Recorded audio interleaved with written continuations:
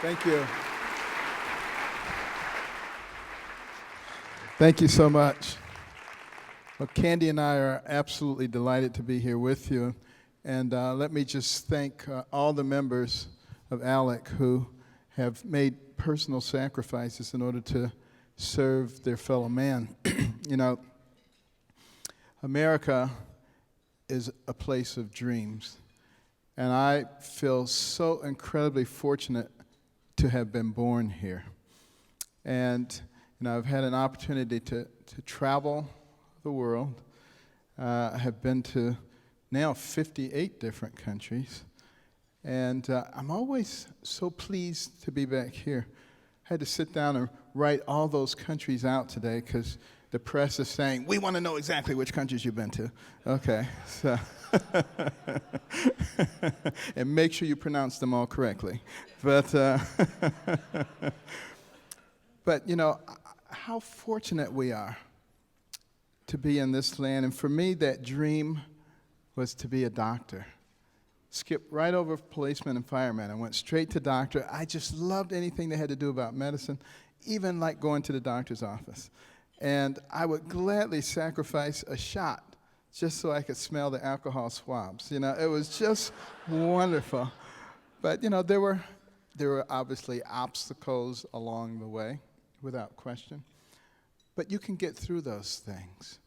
And, you know, my mother, who had very little in the way of education, came from an incredibly difficult background. She recognized that education was the great divide, and that it really didn't matter what your ethnic background was or your economic background was. If you availed yourself of a good education, you would be able to be successful. You would be able to write your own ticket in life. And, you know, even with that knowledge, we still had a very difficult time. You know, my parents got divorced. We ended up moving from Detroit to Boston, living with my mother's older sister and brother-in-law in a typical tenement, large multifamily dwelling, boarded up windows and doors, sirens, gangs, a lot of violence. I remember my older cousins sometimes coming home just with all kinds of indications of fights, sometimes, you know, getting beaten by police. I mean, it was terrible. Now, having said that, I will say that they were engaged in wrongful activities. So it wasn't like the police were seeking them out to beat them. You know, I'm a big fan of police. I got to tell you, having grown up.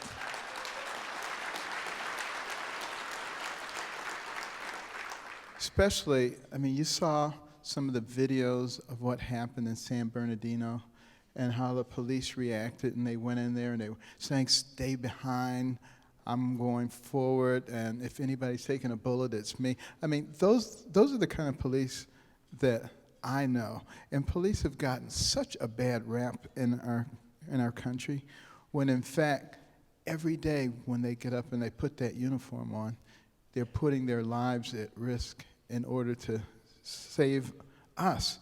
And are there some bad police? Are there some rotten apples? Of course there are. Just like there are bad teachers, bad doctors, you know, bad journalists, a lot of those. But we don't go out and try to kill all the rest of them, and we don't demonize all the rest of them just because there are some who act in an inappropriate way. And it's one of the things that is so important that we must begin to emphasize in our country, the divisiveness and the hatred that is manifesting itself everywhere. I think it is one of the things that could really hurt us badly. You know, a wise man once said, a house divided against itself cannot stand. And look what's happened to us in this country. I mean, go online and try to read an article. And then go to the comment section. You will not get 5 comments down before people are calling each other all kinds of horrible names. You know, that is horrible, that kind of hatred. And we have a war on women, and racial wars, and income wars, and age wars, and religious wars, and a war on virtually everything you can imagine. And we're allowing people to make us believe that because you disagree with someone, you should be able to destroy them. Now, I personally believe that the way we solve this is we challenge people we disagree with to engage in civil discussion. Sit down, have a discussion. Never get pulled into tit for tat, calling each other names and acting like morons. You know, the fact of the matter is, conservatives in particular, and be they Democrat conservatives or Republican conservatives or independent conservatives, tend to have much better arguments than, people who are on the other end of the spectrum. The people with the least good arguments are the ones who are the most quickly engaged in calling people names and in trying to create friction because they don't have the ability to articulate a good argument. And that's the defense. And therefore, you just have to keep challenging them. And a lot of times, if you ever can get them engaged in a conversation, they will realize the emptiness of their position. And that's the way that we make progress in a country like ours. One of the reasons that I emphasize that is because if we are divided, it makes it much easier to conquer us. And right now, there are global radical Islamic jihadists who want to destroy us. Why should we make it easy for them to do that by destroying ourselves? It doesn't make any sense. In the past, our unity has been our strength, and our division is a major problem. Now, speaking of the jihadists, last weekend I was privileged to be able to visit Jordan because I wanted to see for myself what was going on, particularly with the Syrian refugees. And the Jordanians have these refugee camps where there are thousands and thousands of refugees. And I must say the Jordanians have done a yeoman's job in opening up their country. They're a poor country, and yet they've really extended themselves. And what they need is money so that they can really take care of the people in a very good fashion. There was a brand new hospital there, and it had wonderful facilities, but it was empty. And the reason it was empty is because they don't have the money to run the hospital. It was in one of the refugee camps. That should tell us a lot. But I wanted to talk to the Syrians myself. And some people said, well, aren't you afraid to go over to Syria because you call the Syrians dogs? Well, I didn't call the Syrians dogs. I call the terrorists who hide among them people who are like rabid dogs. The Syrians understood that perfectly. They had no problem understanding what I was talking about, and they agree. It's the media here who likes to take things and twist them and turn them and try to create their own narrative. And, it's...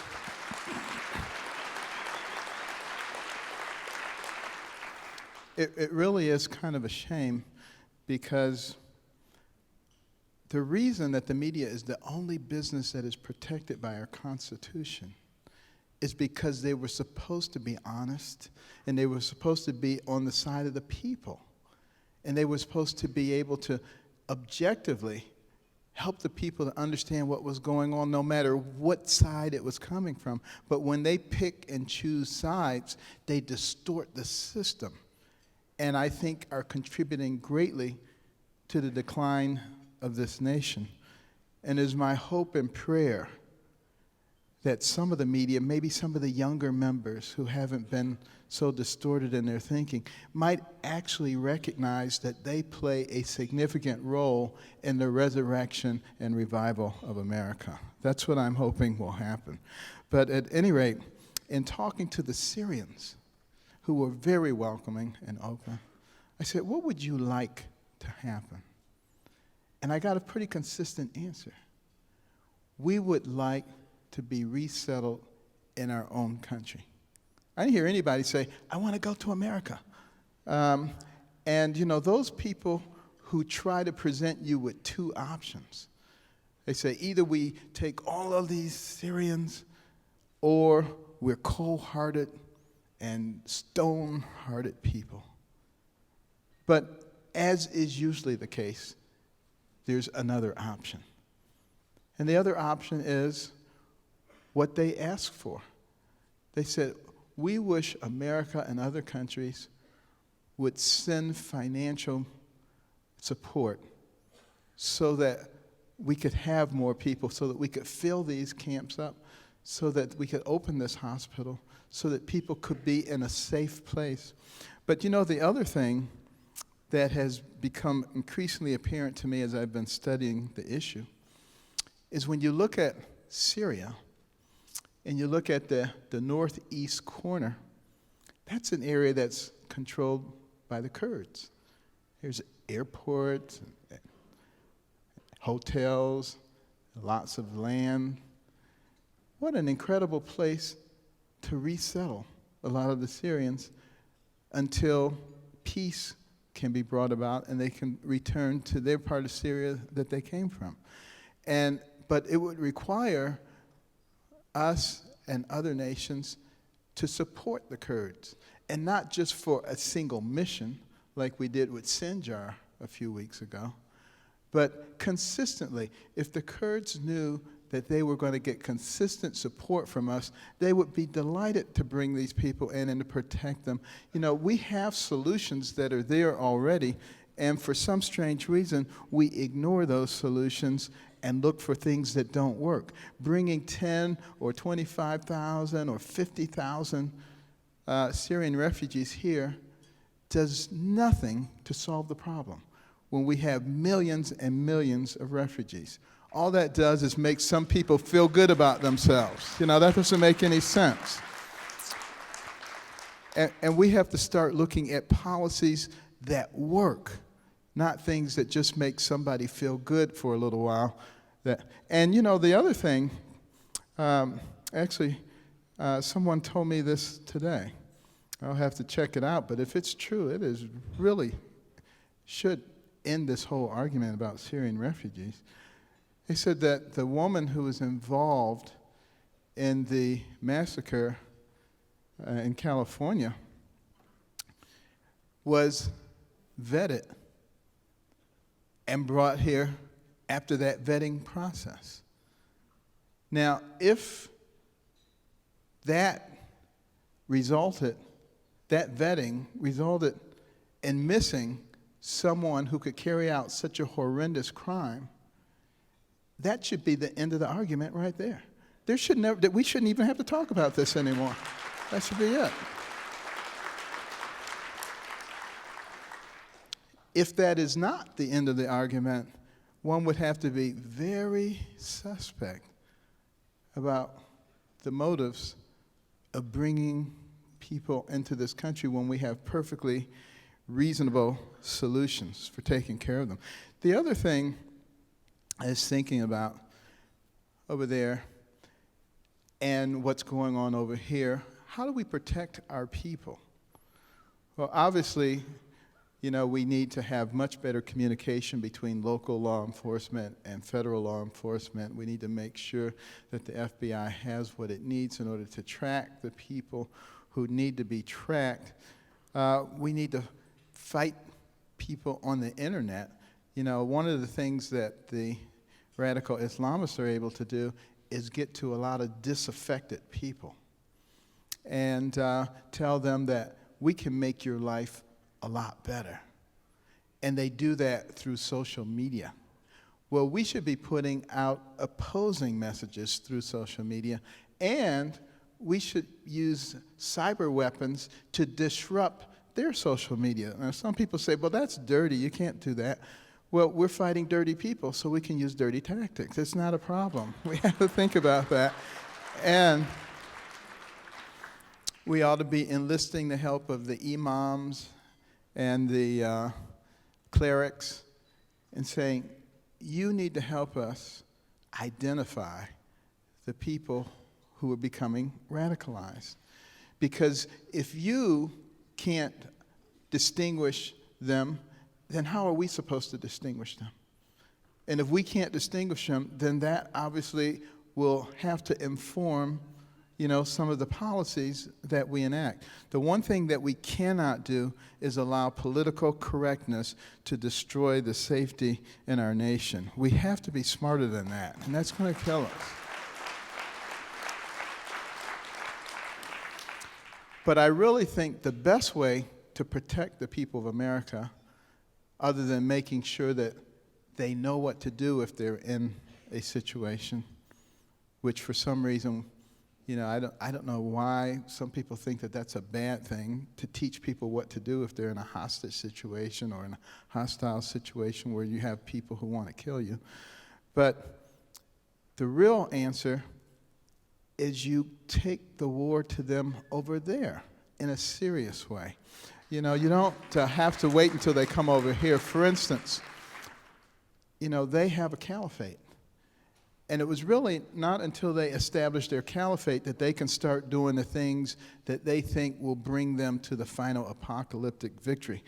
But we should take that away from them. We should take away the land that they have acquired. We need to take away the funding that they utilize to make the lives better of these disaffected people, which means shutting down all the monetary routes throughout the world. Everything that they have to transfer money, we should be into, and we should be stopping it. We need to stop the supply of money that they get from oil revenues. And the current administration, they have this policy, we don't want to bomb the oil trucks because there are people in there. Give me a break. I mean, you can't fight a politically correct war. You have to know what you're doing. You can send out a message that if any oil trucks are coming out of there, we're bombing them. So you tell them ahead of time what you're going to do. But you also bomb the places where they're filling the oil trucks up. You take away everything that they have, and then you go to their command center. Their command center is Raqqa. There's 4 major pathways in and out of Raqqa. You take control of those pathways, and you starve them out, and you soften that target. And if they manage to get out and flee to another capital and make that their command centers, you go after them there. You do the same thing, and you keep after them. You keep them on the run. You don't let them sit there comfortably and concoct mechanisms for terrorizing the rest of the world. I don't know what ever happened to our capacity for warfare, but I somehow have a feeling that there are many of our experts and our generals who would agree with me that we need to be aggressive and carry the war to them over there. And we need to not just contain them, but we need to destroy them. And I think that will make a huge difference for us. The other thing of interest, I was talking about, my cousins and sometimes being beaten, even sometimes by police officers, even though they probably deserved it. But I will say this. There are some anomalies in our criminal justice system that do not work for everybody in our society. For instance, there are a lot of people who have minimum wage jobs. And, it's really hard for them to even get that job. And it's very hard for them to get time off. But now they get a moving violation. And that moving violation is like $170. But they don't have $170 that they can just shell out. So they kind of hope maybe it will just pass, and they don't pay it. And they don't go to court, and the next thing you know, there's an arrest warrant, and then they get put in jail, and then they lose their job because of that, and then there are more fines, and it's just sort of a snowballing effect. This is the kind of thing that happens every day in our country. What we need to be thinking about is, do we have a mechanism so that that person can pay that $170 fine, $5 a week? Because that's all they can afford until they pay it off. This is the kind of sensitivity that needs to be injected into our system. And when we start doing that, it will make a huge difference. We need to equalize penalties, and we need to be fair. I think that is really the key. And I think everybody should be concerned about all of the individuals in our society. This is absolutely a crucial point that I'm about to make here. We only have 330 million people. China has 1.4 billion. India has over 1 billion. And we have to compete with them on a global scale. That means we need to develop all of our people. We can't afford to waste any of them. And that means we are going to have to work very hard on our educational systems. You know, you look at the statistics, and they show you that homeschoolers do the best, private schoolers next best, charter schoolers next best, and public schoolers least best. I think we need to have a system that provides school choice for everybody in America.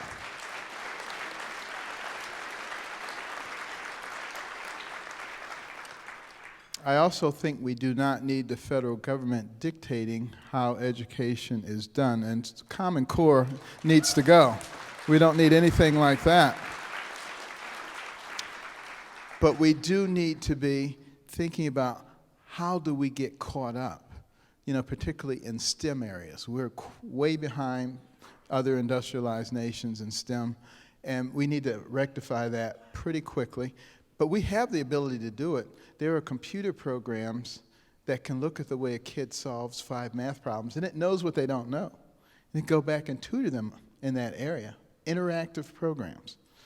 The same thing a good math teacher can do, but the math teacher can only do it for one student at a time. And the computer program can do it for a whole classroom, a whole school, a whole city, a whole state. Virtual classrooms. We have the ability to put the very best teachers in front of 1 million students at a time instead of 30 students at a time. These are the kinds of things and the kind of initiatives that will get us caught up quickly, and we need to be thinking about. We need to be thinking about all the different mechanisms that can be used to give us the workforce that we need. I was talking to an owner of a company recently. He says, we can't find welders. He said, if I could find a welder, I would pay him $80,000 a year right out of school. But we don't teach people to weld anymore. And we're not teaching, you know, practical skills, electricians, plumbers. You know, we have to start thinking about that once again. How do we get that done in our school systems? And, you know, plumbing is something we all need. It pays well. You probably heard about the neurosurgeon who had some plumbing done at his house, you know, and he got the bill from the plumber. He said, $2,700. He says, that's more than I make. I'm a neurosurgeon. And the plumber said, I didn't make that much either when I was a neurosurgeon. But, no, but, you know, the fact of the matter is, you know, some of these practical skills are really great. You don't have to necessarily go to school forever. But, you know, we need to broaden the horizon in terms of what we offer the students. And then our students who are going off to college. Think about some of the debts that they are accumulating. I mean, just massive debts. We have to look at that because, you know, we can't afford it and they can't afford it. And when you look at this $18.5 trillion national debt that we have, 1.3 trillion of it is educational debt. That's unacceptable. We need to start thinking of ways that we can rectify that situation. One of the things that I've been thinking about is, you know, colleges, they accept someone and they know they're going to be able to get a guaranteed government loan. The problem is, instead of that loan being at 2 or 3%, it's at 4, 5, 6, 7, 8%. Compounded, and these kids wound up with these incredible bills, and then they can't come out and find a job. So we have to think of a creative way to start getting that cost to go back in the other direction. And one of the things I was thinking about is making the colleges responsible for the interest and students only responsible for the principal.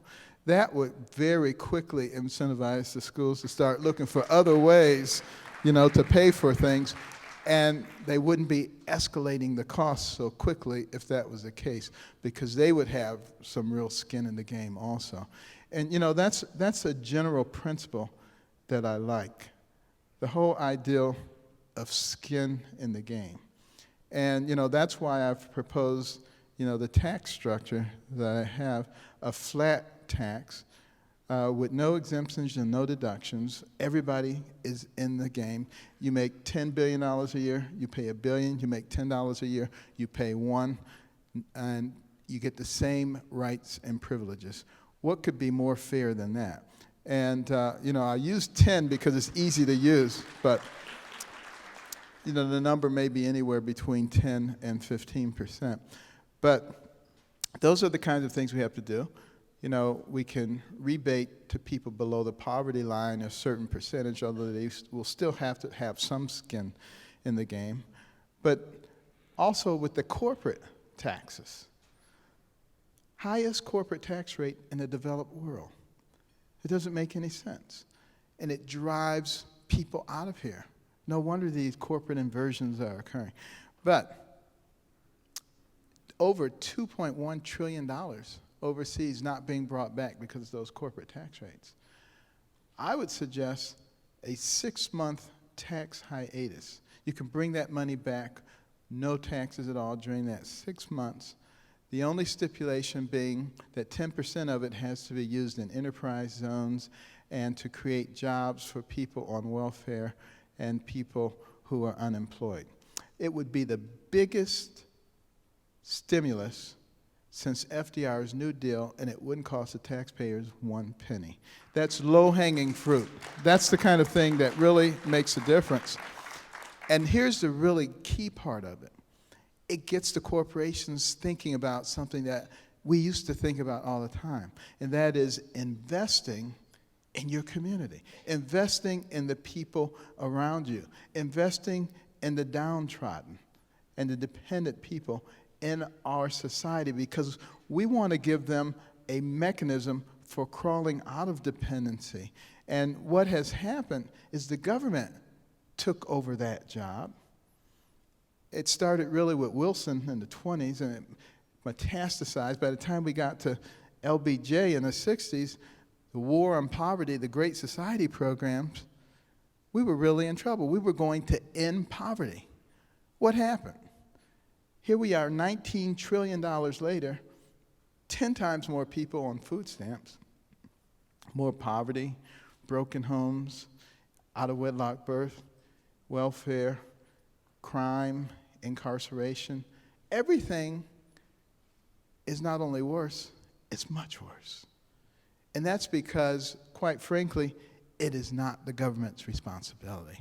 It is our responsibility to take care of people. And interestingly enough, we just need to get the government to read the Constitution. It's actually a very good document. It was put together by very good people.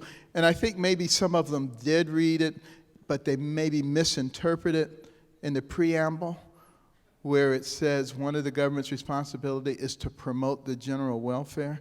And they think that means to put everybody on welfare, but that's not what it means. It means creating a level playing field that will allow the tide to rise for all the boats. And this is what we must be thinking about. We need to think about how we're going to use our energy.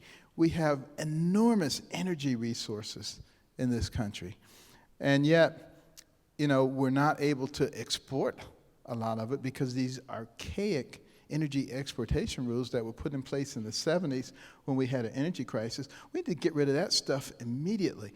And then we can utilize our natural gas, which we now have the ability to liquefy, which means it can now be exported, which can help us. make Europe dependent on us for natural gas rather than on Putin for natural gas. Put him back in this little box where he belongs. Those are the kinds of things that will have a giant impact. And the EPA, which goes around with a big foot putting it on the neck of everybody, we need to change their job designation completely. Instead of terrorizing people, we need to have an EPA that works with business, industry, academia to find the cleanest, most environmentally friendly ways to exploit our tremendous energy resources. And there's a whole bunch of other government agencies that need to be retitled. And, the people who are in those agencies, if they don't understand the real function of government, we need to help them find other forms of employment. Because, there's 4.1 million federal employees. That is way too many federal employees. There's 645 government agencies and sub-agencies. And it's continuing to metastasize. We don't need all of that. And we need to start thinking about how the thing was set up in the first place, because it worked so well. I mean, think about this. We declared our independence in 1776. And in less than 100 years, we're the #1 economic power in the world. Now think about that. It's because we created an atmosphere that encouraged entrepreneurial risk-taking and capital investment. Those are the drivers of the most dynamic economic engine that the world has ever known. But now it doesn't work because we have encircled that engine with all kinds of fetters in terms of regulations. It used to be just a regulatory creep. Now it's a regulatory gallop. We've got regulations in every aspect of our lives. The government is not supposed to be in every aspect of our lives. And it's time that we kick them out. And think about, here is the real problem with all these regulations. And you'll never get, Bernie Sanders or someone like that to tell you this. Every single regulation costs money in terms of goods and services. And you want to talk about a regressive tax. Everybody has to pay the same level. So it doesn't really hurt a rich person when they go in the store and that box of laundry detergent has gone up 10 cents. They don't even notice it. A poor person notices it right away. It has a tremendous impact on them. The middle class may not notice it right away, but they'll notice it when he gets to the cash register. And he has a whole cart full of stuff, everything that's gone up 5, 10, 15 cents. Those are things that are devastating to the middle class and the poor people in our country. And most people have no idea that that's why they don't feel as well-to-do as they used to. Those things are making a big difference. The fact that over the last 10 years, we have doubled the national debt, again, has a tremendous impact on the middle class and poor people. Why? Because it's very difficult for the central bank to raise interest rates when you have that level of debt, because the debt service is so high. Right now, debt service is about $250 billion a year on our national debt, and that's with interest rates near zero. Can you imagine what happens if you have interest rates at a normal level? You're talking $1 trillion just in debt service. We can't afford that. Why does that hurt middle class and poor people? Because they can't make any money. It used to be the plumber would go down or the butcher would go down every Friday and put 5% of his check in a savings account and watch it grow over 10, 20, 30 years. He was ready to retire. He had a nice nest egg. It was part of the American dream. That part of the American dream is gone. And the only people who can make any money are people who have risk tolerance, who can take that money and put it in the stock market. And that tends to be upper income people. It drives the income disparity. That's the real reason that you're having problems, because of these asinine policies that we have. And these things are incredibly detrimental. From 1850 to 2000, we grew at a rapid pace. And since that time, we've grown at an anemic pace. And most economists will tell you it's because of this horrible debt-to-income ratio. Our GDP to debt ratio in 2001 was 57%. Today, it's 103%. This fiscal period, our GDP will be less than our national debt. You have to go back to World War II to find those kinds of circumstances. And we're not doing anything about it. It's like, oh, just let it go. But many economists will tell you once that debt to GDP ratio reaches 90%, you get sluggishness. And that's why we have this new economy. And we don't have to have it. We need to drive that debt down. We need to have fiscal policies that make sense. We need a balanced budget amendment. We need term limits. We need a whole bunch of things that make absolutely perfectly good sense, and the things that we can do. But it's up to each one of us. Because it was this guy right here, Thomas Jefferson. This man was a genius. He really was. He said we would come to this point in this country because the people would become lax. They wouldn't be paying attention. And as a result, the government would grow and infiltrate and begin to dominate the people. And he said, but just before we turned into another form of government, the people would awaken, and they would realize what was going on.